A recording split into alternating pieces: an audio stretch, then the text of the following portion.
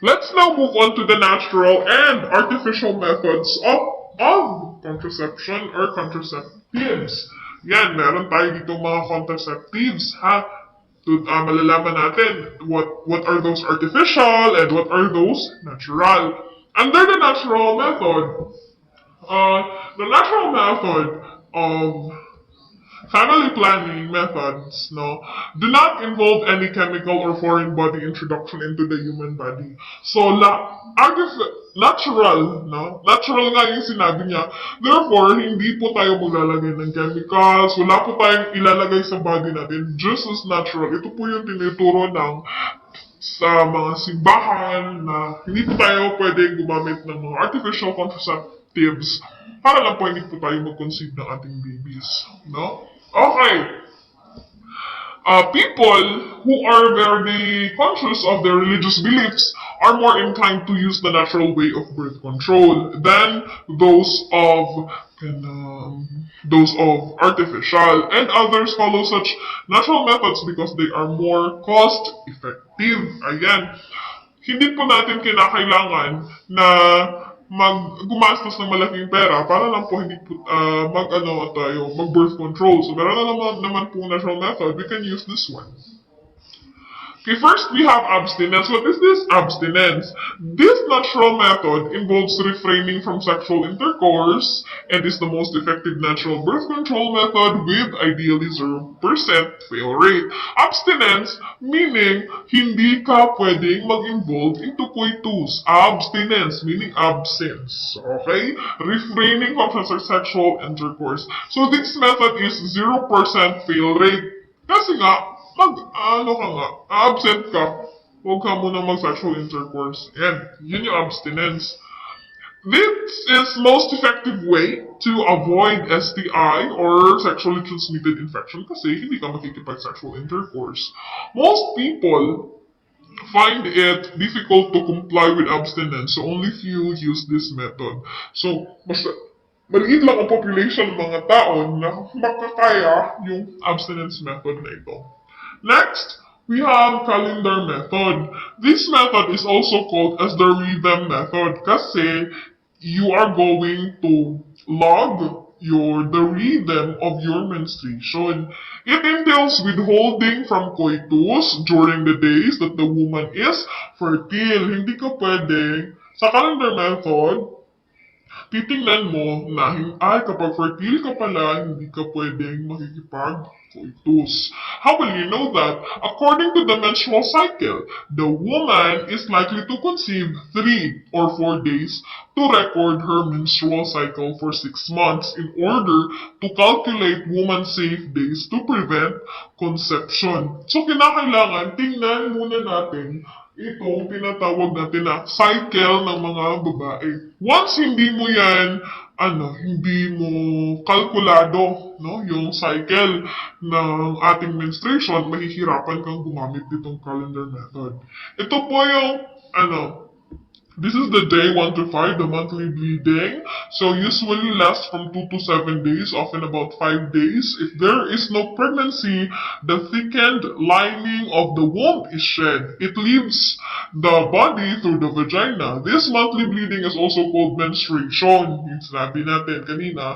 Contractions of the womb at this time can cause cramps. Some women bled for a short time, for example, 2 days, while others bled for up to 8 days. The bleeding can be heavy or light. If the egg is fertilized by a man's sperm, the woman may become pregnant and monthly bleeding stops.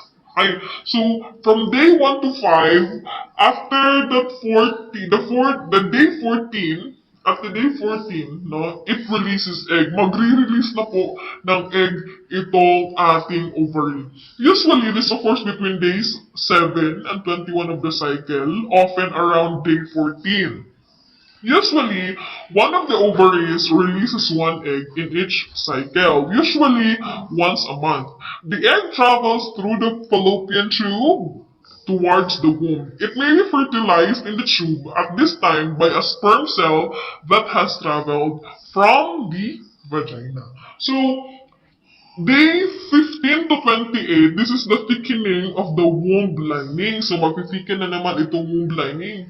Usually about 1 to 14 days long after ovulation, the lining of the uterus or endometrium becomes thicker during this time to prepare for fertilized egg. Usually, there is no pregnancy and the unfertilized egg cell dissolves in the reproductive tract. So, madedissolve lang siya dito sa ating reproductive tract. And next, we have BBT or the basal body temperature. This will indicate if the woman's temperature is at rest. Before the day of ovulation and during ovulation, our BBT falls at 0.5 degrees Fahrenheit. It increases to a full degree because of progesterone and maintains its level throughout the menstrual cycle. The woman must record her temperature every morning before any activity. A slight decrease, kahit maliit lang na decrease in the BBT followed by a gradual increase in the basal body temperature can be a sign that a woman has ovulated. So this is an example of 1 month BBT, recorded BBT sa isang low temperature. So, kapag merong abrupt na decrease of temperature, yan. So, masasabi natin, ay, nag-ovulate ka dito. So, high temperature period, malapit ka ng mag-mens. Yan. Okay. Next is the cervical mucus method.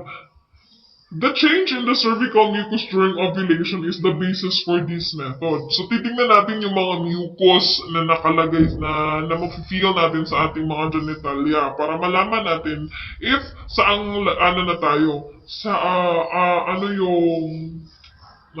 What I mean is, basta, wait lang. During ovulation kasi, the cervical mucus is copious or thin and watery during ovulation. It also exhibits the property of spin bouquet wherein it can be stretched up until at least 1 inch and is slippery. So, slippery ang ating mucus kapag slippery siya. Kung slippery ang ating mucus, anong mangyayari? Yan, we have to avoid coitus. We must avoid coitus during those days to prevent conception. So, yan. So, kapag ang ating cervical mucus ay dry, thicky, thick. So, not fertile tayo dyan. So, pwede kayong mag-coitus dyan. Kapag creamy, sticky, ayan, so you are not fertile. If it is cloudy or stretchy, mas-stretch na natin yan. You are semi-fertile, so unsafe na yan. If it is egg, watery, stretchy, parang egg white, ayan, fertile na fertile kayo dyan. So, malalaman natin dito sa chart na to, the progress of your cervical mucus. So, you can check also that one. Okay, so, meron din tayo, dito, yung 1 month na cycle sa cervical mucus method. This one sa menstruation, dry days naman yan. So, walang lalabas na mga mucus. So, because you are experiencing menstruation, so probably you are infertile at that time, up to 9th day from the start of your menstruation. First day of wet days is 10 days. So, up to this 17, this is the ovulation, and then up to 20 days, fertile ka pa rin dyan hanggang bago papasok dito sa 21 day hanggang mabalik na naman dito. So, sa dry days natin, dito tayo magiging infertile. So, pwede tayo dito coitus activity. Okay, next is symptothermal method.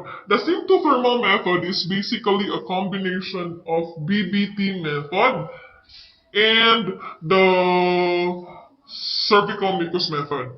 The woman records her temperature every morning and also takes note of changes in her cervical mucus. So, symptothermal ilalog niya or ililist niya or i-record niya ang kanyang temperature and also observe the cervical mucus na lalabas sa kanyang genitalia.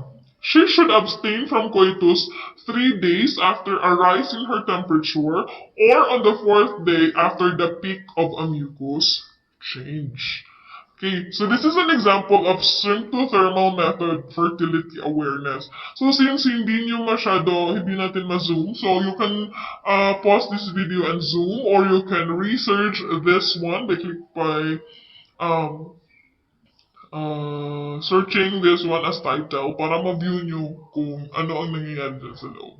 And no, the fertile phase begins at the onset of cervical fluid production and ends in the evening on the day that both the peak day rule and temperature shift rule have been satisfied. Yan. Next, we have here also ovulation detection. The ovulation detection method uses an over-the-counter kit that requires the urine sample of the woman. No? This is a kit which can predict ovulation through the surge of luteinizing hormone that happens 12 to 24 hours before ovulation. So this is an example of ovulation detection. Ito ang magde-detect whether you are, ano ba yan? Mayroon bang, if this is your ovulation period, yan ang magde-detect. Tapos,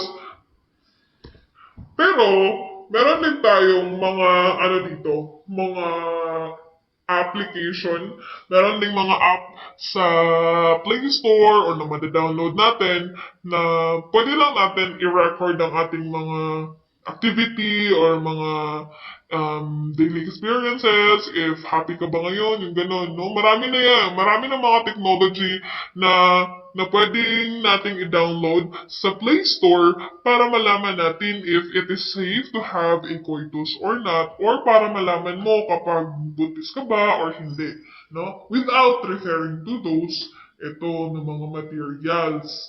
Okay, next is coitus interruptus.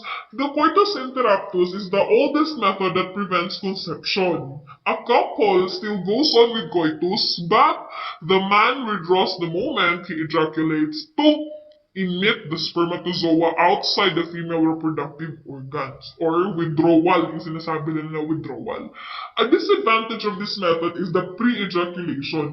Kasi during coitus, meron tayong tinatawag na pre-ejaculation fluid during the coitus na hindi mako-contain, no, ng lalaki.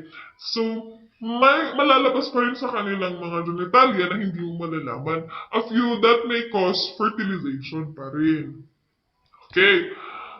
Yeah. So those are the natural method of contraception that I have told you. Ayan, meron tayong abstinence, calendar method, BBT, cervical mucus method, symptothermal method, and ovulation detection, and coitus interruptus. So those are the things na mga natural, hindi gumagamit ng chemical, or kung ano yung mga ini-inject para magkaroon lang ng mag-birth control. Okay? So, I have told you na meron tayong mga application available sa Play Store na pwede nyo i-download para naman ma-monitor ang ating menstrual cycle, if gusto nyo magkaanak, or to prevent premarital teenage pregnancy, no, ganon. So, you can use that one para maiwasan po. Next,